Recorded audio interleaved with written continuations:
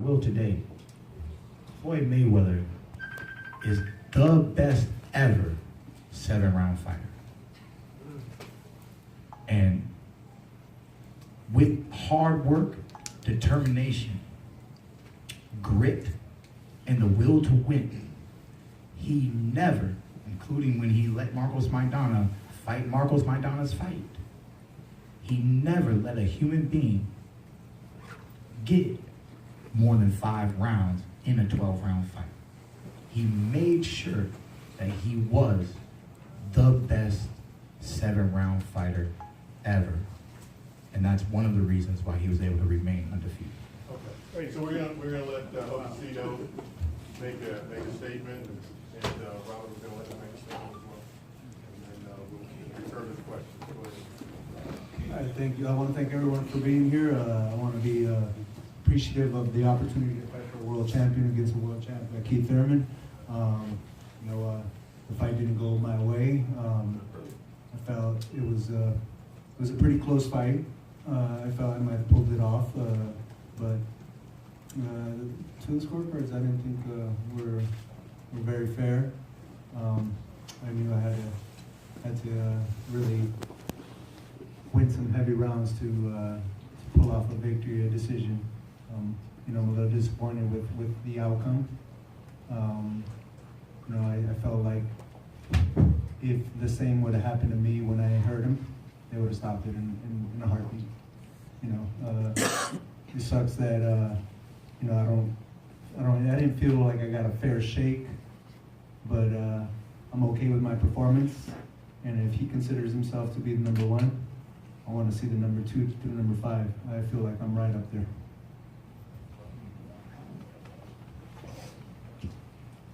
Thank you all. We had a great training camp. From my dad, myself, all our sisters, my son, Herod, who did the conditioning. We came in to do what nobody expected us to do, and I think even though we didn't get the win, I think everybody was very surprised. I'm sure all you guys thought it was going to be a two or 3 round fight. Keith Thurman is a great fighter, great champion. We thank him for the opportunity, and we wish him the best. He's a great champion. Can't say nothing bad about him. He's a hell of a fighter, great person too. We just know that with the type of fight that Josecito fought, he didn't lose, he won. And I know you guys all want to see him again, and there's so many big names out there for Josecito that are gonna, they better be ready, because Josecito's always gonna give everybody a hell of a fight. Keith Heidig from BoxingScene.com. I have the same question for Josecito and Robert, and then a question for Keith. How close, Steve Willis was taking an extremely close look when Keith was hurt in the 7th round. He was right in between you guys. How close do you think he came to stopping the fight? I felt like it was, could have been one more punch away in many instances of that round. I felt if it would have happened to me, it would have been stopped. I know that. But he could have easily stopped it. But maybe it was, I guess, one punch away. Look, Josecito landed so many good punches in that round that if the ref would have stopped it, I don't think there would have been too many people complaining. Keith is still a strong survivor. He did whatever it took to survive the round. He moved, he tried to do everything possible. Josecito landed so many punches that if the ref would have stopped it, I don't think, he was very close to stopping it. I don't think there would have been too many people complaining. I think it would have been a fair stoppage, but he didn't. And look, and Keith still survived it and came back to continue boxing the way he was boxing. He fought a great fight. He was in great shape. He's got a great team behind him. We gotta respect that too. Keith, what were you thinking when you got hurt with that punch, and then for the remainder of the round, you had a lot of time that you had to survive for the rest of the round? What were you thinking when that happened? Like I said, it was one of the best follow-ups that I had to endure. The straight right hand was snapping my head back. It wasn't rocking me over and over again, but my chin was not tucked well enough. I was standing too straight up. I thought I was on the outside, so I was able to do that, but he was just fully committed to risk. He took a lot more risk in this fight than I took in this fight. There was a little bit of nervousness because they're right. On certain degrees, at certain times, you don't know what a referee is going to do. And I was moving, and I felt like my movement was evidence that I was A-okay, because it was a tremendous amount of movement. And a lot of fighters that are not A-okay are gonna end up sitting on the ropes and gonna end up taking those punches. And then in that moment, even if the fighter doesn't go down, the ref has to really stand there and think about it and most likely stop the fight. But I think, you know, I possibly could have moved my hands a little bit more to show that I was okay. I was still game. I wanted to fight. But like I said, my movement was tremendous in that moment. I constantly was moving around the ring, taking punches, but you have to be a consciously aware fighter to move like that in that situation. When you're in a dangerous situation and you start getting hit and you start getting wobbled and then you get re-rocked and then move and then get re-rocked, it's very hard to stay consciously aware of your feet and where you want to go into the ring. So my ring awareness, I think, is what allowed the referee to look at me but say, you know, this guy's moving, he's doing his best, he's taking punches, but he's really, he is in the fight. And there was a moment where obviously it could have been one punch away, maybe at least into a knockdown. If it was devastating enough, landed clean enough, could have been a knockout. I tell you guys over and over again, the name one time isn't something that I can do to them, it's something that they can do to me. Hey Keith, congratulations. I have two questions. Was ring rust a factor tonight? Because it seemed like when you were moving, when you were, you know, utilizing your footwork, it seemed like you had difficulty positioning yourself. And the second question is, what were you thinking when you heard it was a majority, when the scorecards were a majority decision? I was confident that I won the fight by outpointing him with the straight punches. You know, he took a lot of unnecessary 1-2s and a lot of jabs in between each and every round. He was committed to trying to land the most devastating blows, but I clearly made him miss from time and time again. A few got in, but I just, you know, when I saw that he was committed to just sitting down, throwing those wide punches off of a few pawing jabs, I just said to myself, you know, you're gonna point this guy. We're gonna box. We're gonna be smart. If we can land another check hook, we're gonna do that. I wanted to land an uppercut. I wanted to land some body shots, and I feel like he was aware. He got caught with a few, but he was aware of some of those punches, and he fought a really good fight tonight. But he did not beat the champion. What about The ring rust. positioning The- yourself, moving behind? There was a part of me that, you know, I enjoyed myself. I moved, I ducked and rolled, and then popped, you know, and then I moved and I popped. And yeah, there was some ring rust because I could have done more. I believe there's a lot more that I'm fully capable of, but we did what we had to do to win, stay champion, stay at the top, and this is a get back year. I told everybody that I'm going to get back. I told everybody that they are not going to see the best Keith Thurman tonight, but they will see a world-class performance, and I do believe that I gave you guys that. And we're gonna do 3 more questions. Xavier Porter, BrooklynFights.com, shoot the file. This question is for Jose Cito Lopez. What went into the knockdown? Like, you know, your thoughts and everything after, you know, going down. And how do you rate Keith Thurman's power, given the fact that you faced several fighters, several hard-hitting punches, such as Marcus Maidana, Canelo, as well as Andre Burrow? How do you rate Keith Thurman's power? I would say he has decent power. He has good movement, as you saw, especially later down the rounds. I mean, you know, he's a good fighter. You know, I can't say anything about it. He moved quite well. It wasn't the easiest to land a clean punch on him. You know, that knockdown, I was a little off balance, and he caught me. You know, wasn't didn't feel in danger of getting stopped, but still had to be smart. So I would say it was a little bit of an off balance punch that he landed, and I had to take a knee. Ozito, Chris Hunter here, Fight City Last Call. Last time I talked to you, I asked you why you do what you do, and you gave a great response. My question there is very simple. You first 5 rounds, he's happy he has all the answers, knock you down, and most fighters either just give up or say, all right, I'll fight another day. You kept fighting, you kept pressing, you made this a fight, you only stole this fight from him.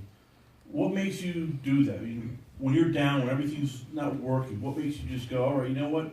Screw it, I'm just going to keep on fighting, keep on hustling, and not just let it get to me. Like in life, man, times get tough, but only the tough ones survive. I knew it was going to be a little tough coming in. Good movement, maybe a little bit of aggressiveness on his part, but I felt like I was tucking in and blocking most of his punches, staying up close and cutting the ring on him, and slowly chopping away. It was a good first few rounds, but I thought I won the second half of the fight. It was a good fight, man. I can't be too disappointed. He was a game fighter, and we put a good performance out for everybody in Brooklyn today. Right here. Hey, Keith, Ryan Songalia from Ring Magazine. I wanted to ask you, having seen what Manny Pacquiao looked like last week, how do you see a fight with him going? And Dan, if you want to also chime in, I'd love to hear your point, your take as well. Manny Pacquiao did what he always does. He threw punches and bunches, but he was up against a counter puncher. So obviously his corner was saying, don't overcommit. They learned from their mistakes in the past. They were, easily able to outpunch Adrian Broner. He did a good performance.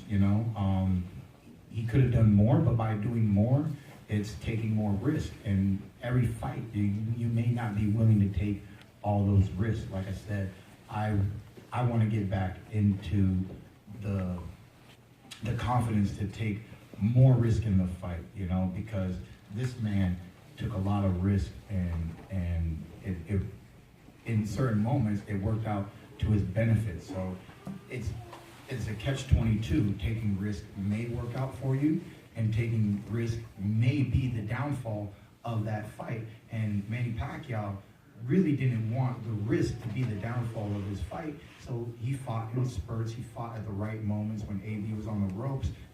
In the later rounds, he had great conditioning throughout the whole fight. And he's not the young Manny Pacquiao that he once was, but he still is a great world-class fighter. And if we get that fight, we'd be happy to do it for ourselves and definitely for the fans. And here's my coach's comment. Good fight, champ. Manny Pacquiao is a formidable opponent for anybody. We would love that fight. It'd be a boxer-puncher type of fight. It'd be an exciting fight. And I think the fans would love it. And I just want to give Josecito Lopez a lot of credit. He's one of the toughest son of a guns I've ever seen in my life, and I've been in this game a long time.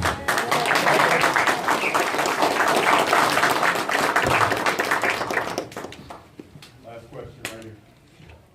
Yeah, so for Lopez, is there anything that you think you could have did, to probably win the fight? Anything you think you could have did a little bit better? And for Keith, I know your prediction was to get him out of there in 6 rounds or less, but you got your 12 rounds in. So are you a little bit more relieved that you got 12 full rounds in to, kind of accelerate the whole knocking over the rest thing?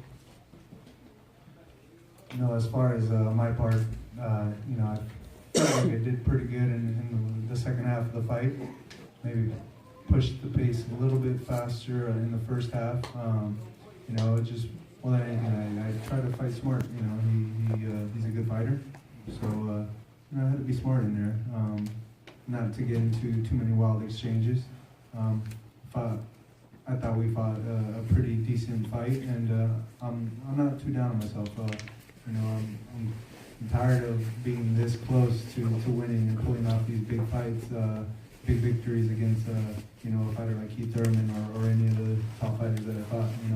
I just feel like I was just one step away again. And in that part, it's a little disappointing, but I'm not down on myself on my performance. So.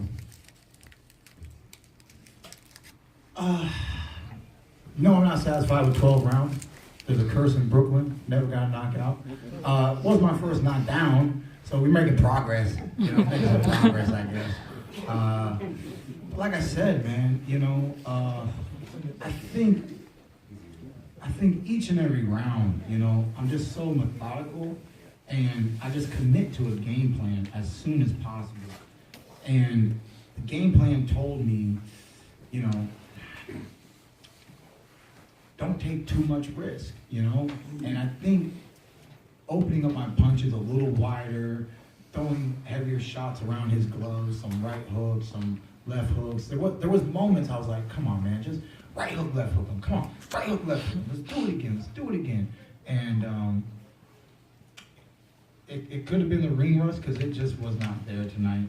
I still did put on a 12-round performance. I showcased my skills and talent once again, which is what I wanted to do. I'm very happy the fans of Brooklyn came out to see my comeback.